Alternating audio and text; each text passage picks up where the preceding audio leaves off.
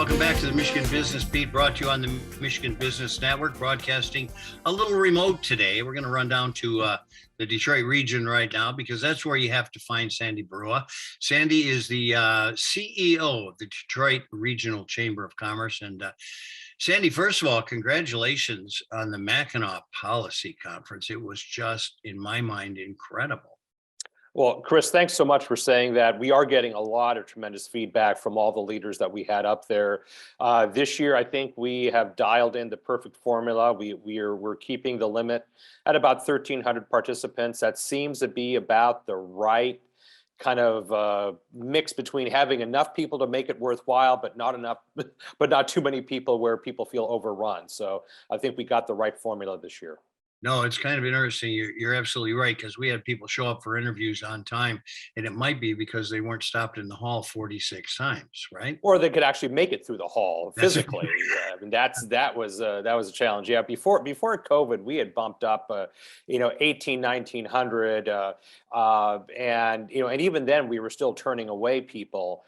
And so we figured, no, let's just go ahead and do the 1,300 one, especially in a post-COVID environment. Having just a little bit more elbow room makes everyone a little bit more comfortable.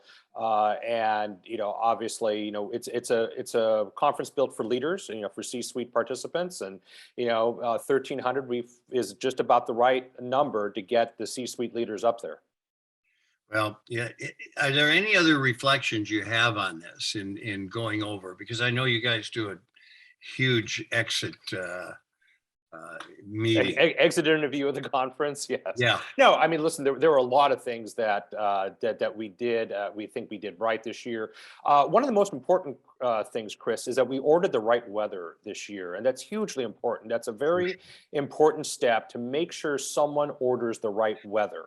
No, we had delightful weather the entire time. That always puts people in a good mood. Arn Tellem from the Detroit Pistons was our chair. He just brought up all of these celebrities, people like Mia Hamm and Alana Myers-Taylor and Lee Trevino, and and his coaching buddies, people like Tom Izzo and John Beeline and folks like that. You really couldn't turn around without casting a gaze or literally bumping into some sort of sports celebrity.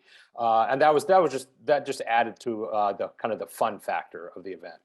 Well, I tried to bump into Tom. We've been friends for like 30 years, and I never got through him, but did run into Trevino and rode the boat one time with the Pistons, who wouldn't let me go to my room after they wanted me to party with them. And I had a late night because of it. But you're right, they added.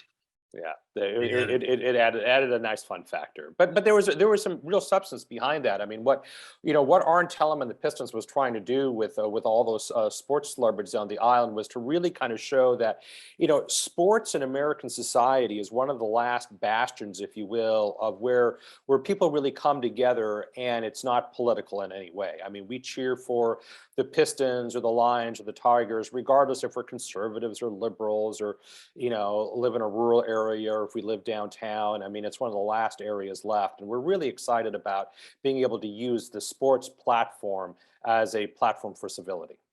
Well, no, you're absolutely right. It's like the Colt 45 in the Old West. It's the great leveler, right?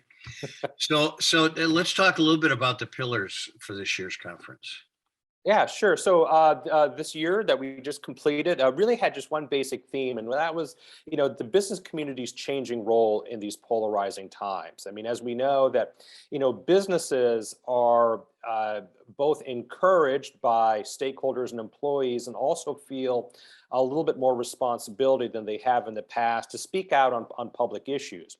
And there's multiple reasons for that, but one of the prime reasons for that is just the loss of trust that the American people have in government, in the media, even in religious institutions, that frankly is leaving business leaders as one of the most trusted voices in America right now. And that's not just me saying that, that's the Edelman Trust Index saying that. Yep. Absolutely right. So one of the problems with doing as many interviews as we did is I didn't get into the main assembly hall and see everybody. I caught a few of them, Ted Koffel and a few people like that in the media. Were there any highlights that stuck out for you? Well, I mean, everyone has a different set of highlights, right? I mean, for me, I was really most excited to listen to and meet presidential historian John Meacham.